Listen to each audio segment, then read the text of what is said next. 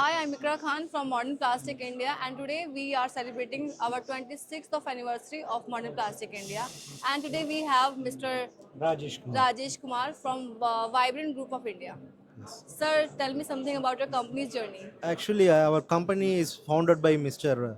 Manish Khanna. He is one of the pioneer person in the plastic industries, and he is having experience of more than 30 years in plastic industry.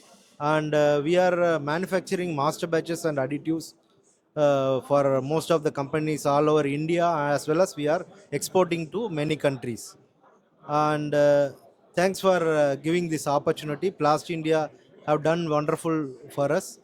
This stall is bringing so much of customers, and we are thankful for that. And what Thank you. are the features of your products? Yes, features is like we are giving virgin master batches, as well as we have so many clients all over India, and we give timely delivery, and then our loading percentage is 2% only, which is unique selling point of our master batches. One last question, sir. How long you have been in this industry?